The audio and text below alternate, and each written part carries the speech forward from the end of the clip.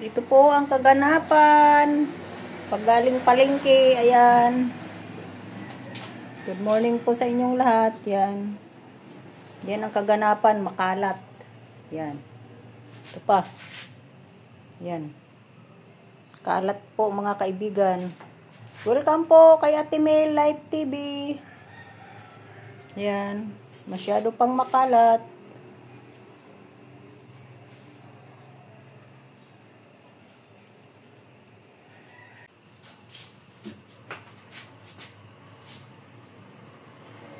Ito kababa dito sa ano mga kaibigan. Asin. Yan.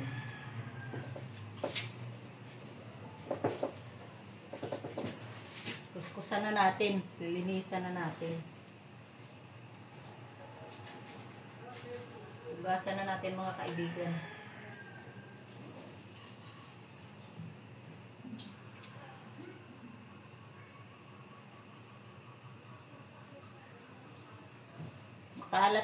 Makalat po tayo mga kaibigan dahil paggaling sa palengke.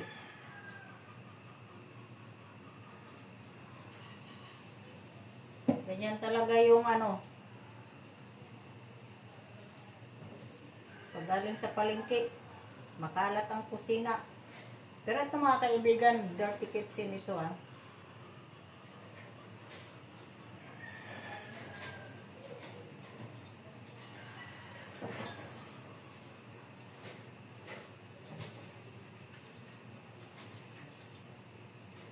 Yan, tanggalan natin ang mga balahibo.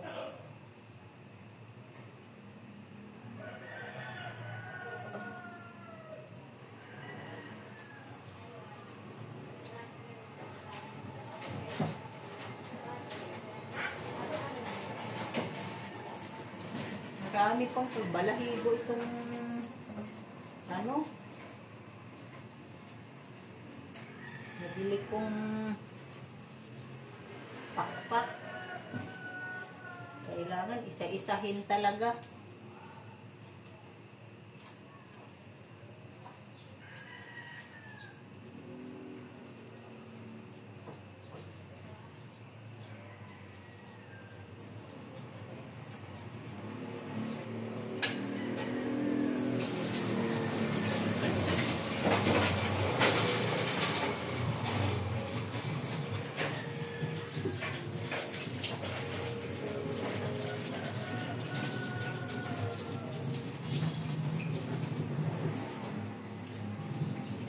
Isahin ang linis.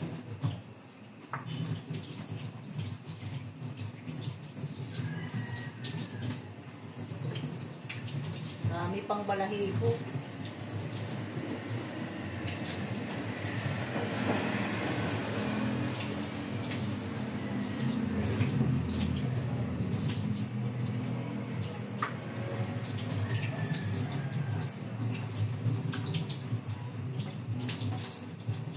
Shout out po sa mga nanonood sa aking video.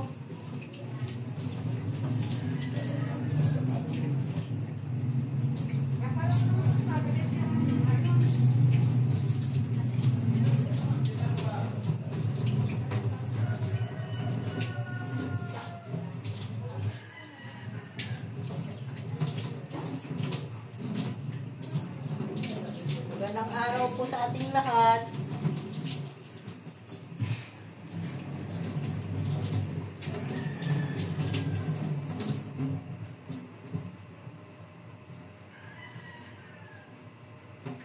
Ito po ang buhay araw-araw ni Ate Mel Live TV.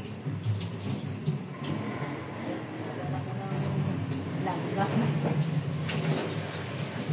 Yan. Bago dito naman po tayo sa baboy. Huwag kong lalagyan.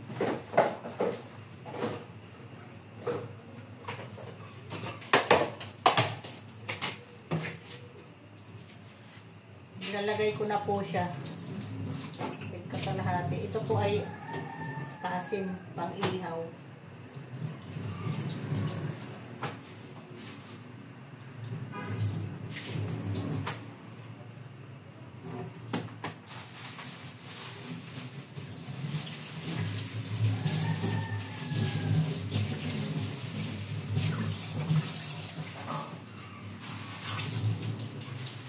hatiin ko na po sa tigkakalahati. 1 kilo itong binili ko. Lalagyan ko ng plastic para kung gusto mong kalahati lang ang kukunin, pwede. Ito lang oh, hihilain mo lang itong plastic.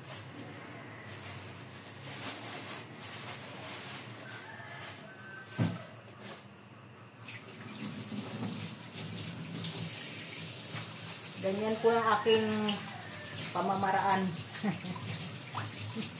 Pamamaraan ng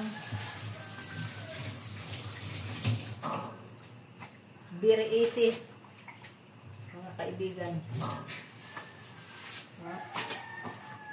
Very easy. Yan. May plastic po mga kaibigan na yan. Para bago madaling, para pag gusto mong kalahati lang mga kaibigan ang iluluto, madali lang po. Hindi mo na kukunin bago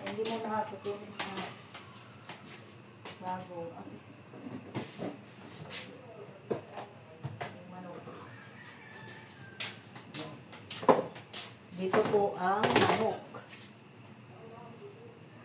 Pang barbecue po ito mga kaibigan ang iba. Ang iba ay pang tinula. Pang tinula ni nanay.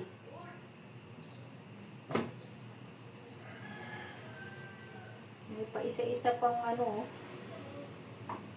Tingnan ko ilang piraso ito.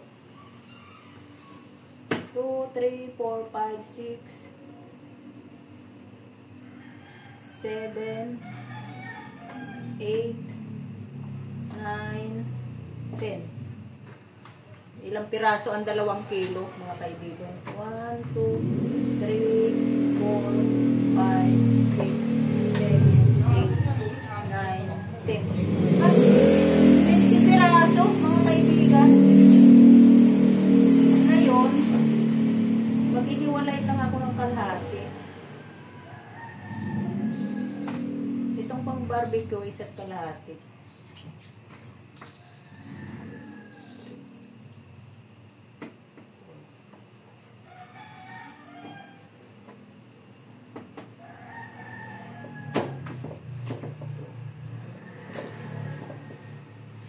Yan. Kailangan mga kaibigan, pag nakalagay sa rep, nakalagay sa mga Tupperware, para hindi yung linis ng pressure kasi ano din po ng kuryente yun, yung bukas ng bukas.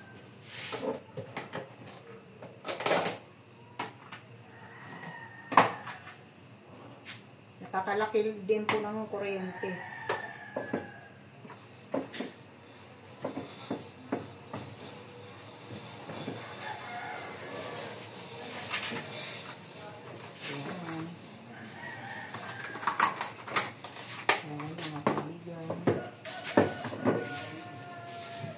At yung pong mga basura natin, galing po sa manok, ilalagay din po natin sa freezer para hindi mangamoy sa basura, mga kaibigan.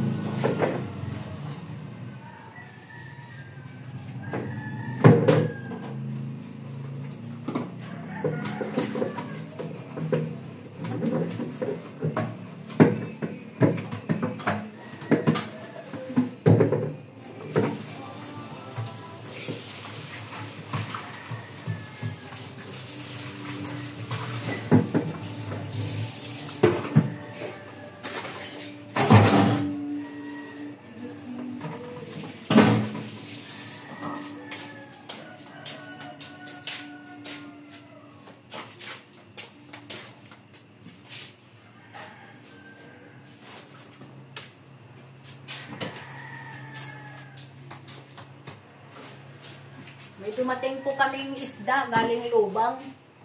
Yung ano? Katsawang, sinasabi nila, balo. Balo kung sa atin, pero sa kanila katsawang. Nalinis na ito. Ipaghiwa-hiwalay ko lang, ayan o. Ikadaing na. Ikadaing na.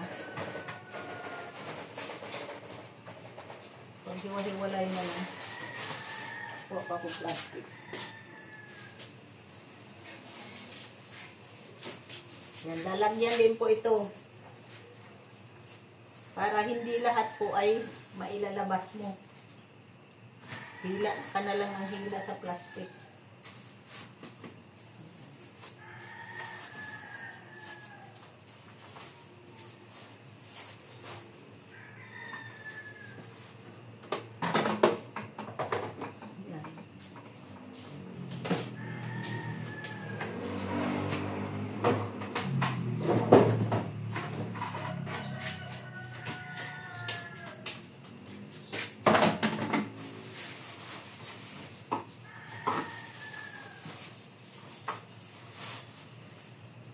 Medyo matigas pa mga kaibigan. Mamaya na ito.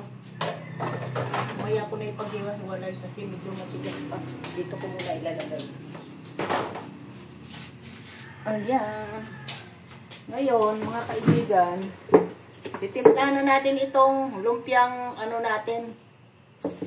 Lumpiang pinatikis ko na po, pinatulo ko na kailangan ano walang tubig.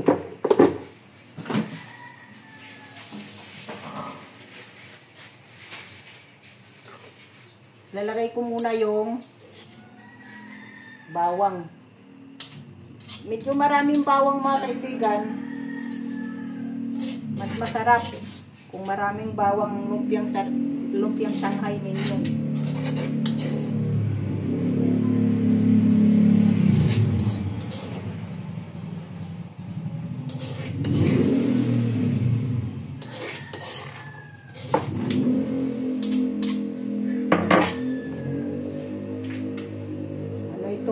Anim na sibuyas yan, oh.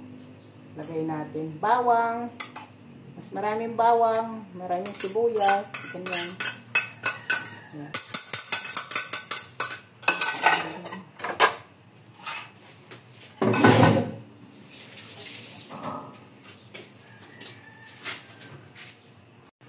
Ayan. Tuloy-tuloy na po tayo mga kaibigan.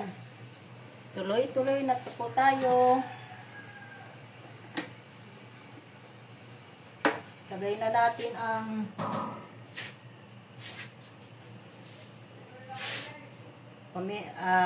carrots,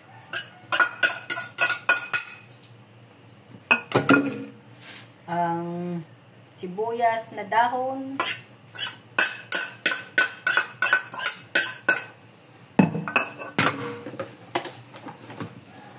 nililipat ko siya dito mga kaibigan ha, kasi dito ko siya haluin.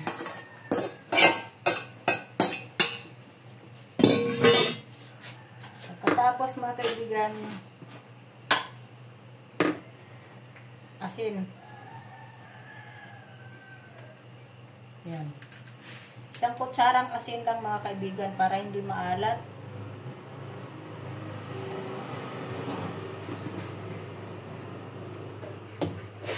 Yung punong-puno po. Bago. Para hindi na po mga kaibigan maglalagay ng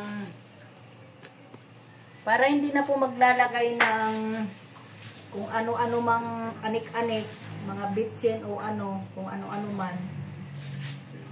Lalagyan po natin ng asukal mga kaibigan. Pang pantay lang doon sa asin. Yan. 2 kutsara. Yan.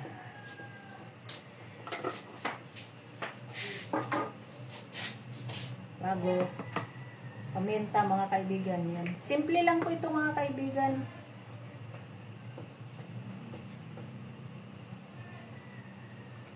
Yan.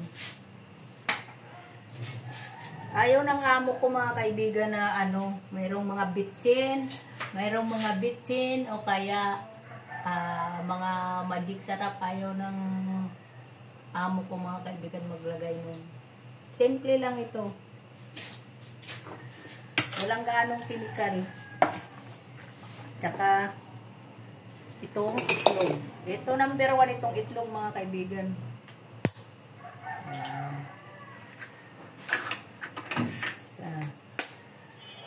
Lalagyan ko po siya ng 6 na itlog mga kaibigan sa 2 kilo.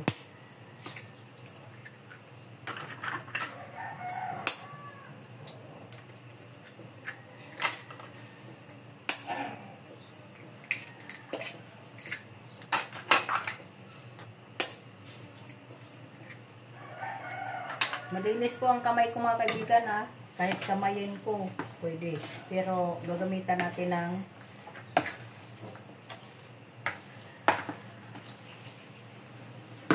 ano?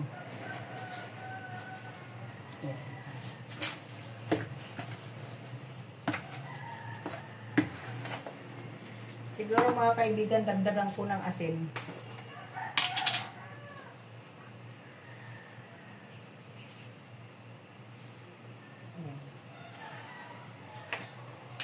Sa 1 kilo mga kaibigan, 2 kutsara na punong-puno ang asin. Sa 2 kilo. 2 puno na asin na sa kutsara.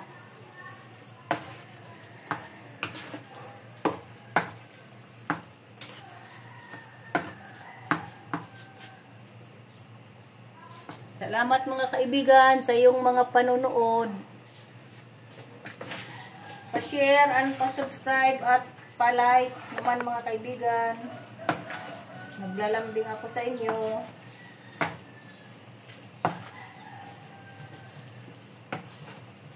Yan. At ito pa mga kaibigan, hindi ko pa natapos.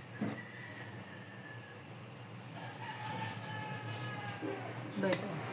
Lobat na siguro ako.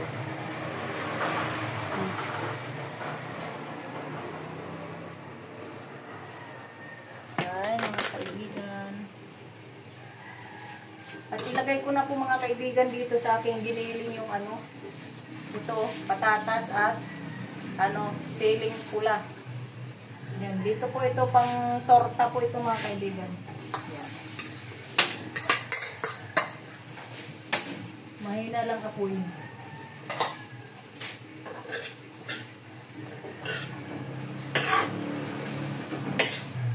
Panglagay po ito sa pang torta po mga kaibigan. Pwedeng ilagay sa sa talong.